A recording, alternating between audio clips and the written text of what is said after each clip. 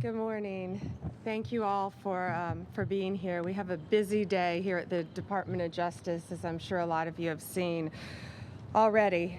Today, we are proud to announce the results of the FBI's Operation Restore Justice initiative. This historic, unprecedented nationwide operation led to the arrest of 205 child sex predators. Unbelievable.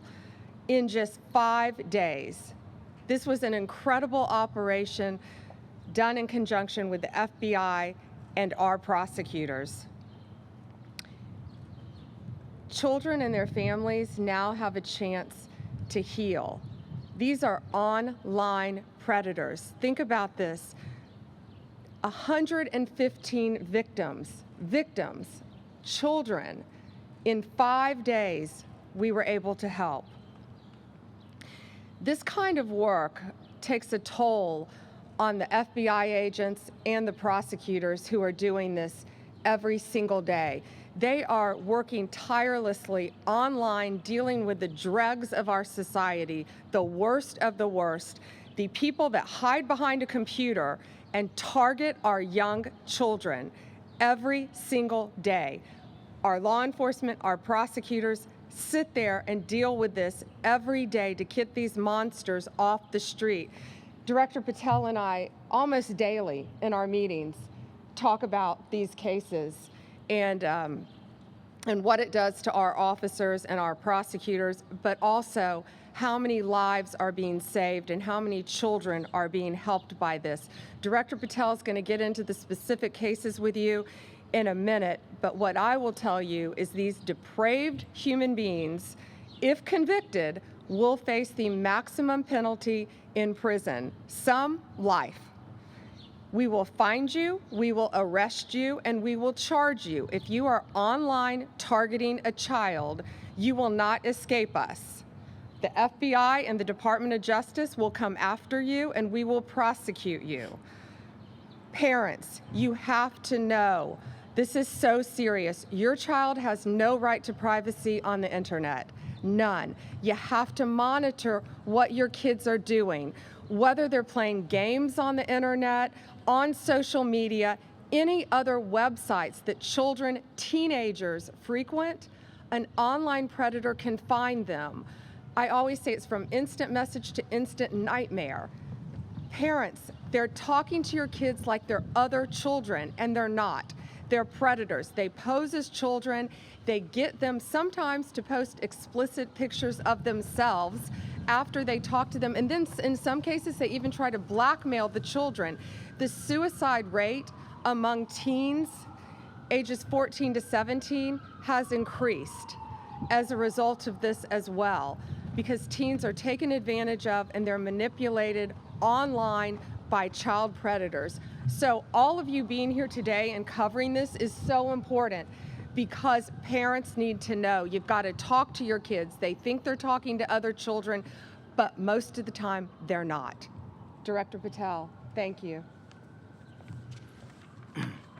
First and foremost, to the Department of Justice under General Bondi's leadership and all its components, because of your courage, we are here today protecting our most vulnerable, our children.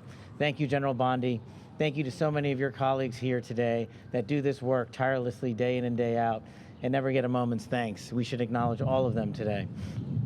As the FBI director, I'm humbled to lead some of the bravest men and women in law enforcement, and I want to thank our 55 field offices, our 90-plus United States Attorney's offices, our CIOS section, our CRIM division here at the Department of Justice, and our field offices throughout the country with lawyers and prosecutors and agents working tirelessly on some of the harshest criminality we've ever seen. They don't take breaks because our children deserve a free and open society.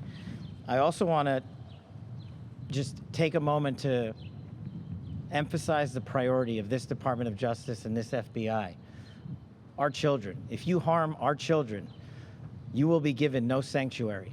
There is no place we will not come to hunt you down. There is no place we will not look for you. And there is no cage we will not put you in should you do harm to our children. The prioritization of this administration and General Bondi has made it abundantly clear to child predators you will be hunted down and you will be prosecuted. And that is a refreshing thing to hear for the men and women who do this work tirelessly. And it's also an acknowledgement of the safety that we look forward to bringing America. As the Attorney General mentioned, there are a couple of cases worth highlighting.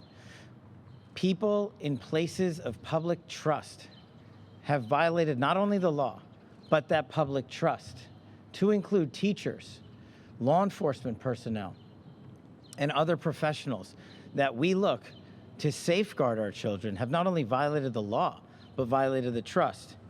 In Minneapolis, defendant Jeremy Francis Plonsky, a Minneapolis state trooper and former Army reservist, was arrested for producing child sexual abuse material while in uniform. Not anymore. In Norfolk, Virginia, defendant Jose Alexis Valdez Sosa, an illegal immigrant from Mexico, again, allegedly arrested for transporting a minor across state lines. No more. Another example, right here in Washington, D.C., in the Metropolitan Police Department, Officer Linwood Barnhill, a former already convicted sex offender, was arrested again for exploiting more victims, more children, while on supervised release. These are just 3 examples that show you the extent and the depravity of these horrific crimes. And we need to team up together with the American public to find the rest. I want to give a special thanks to the National Center for Missing and Exploited Children for the tireless work they do in partnering with us. And again, I want to thank the Department of Justice and all these folks here. And Pam, thank you for never wavering to defend our children. Thank you. Thank you, Director Patel. And this ranges from, we have cases from California to New York to Florida, our entire country. And just in 1 week, again, 115 victims. We have 205 offenders have been charged in 1 week, thanks to the FBI. So think what's happening throughout this country. Children are being taken advantage of, and we have to stop it. Thank you for covering this very important topic today. Thank you.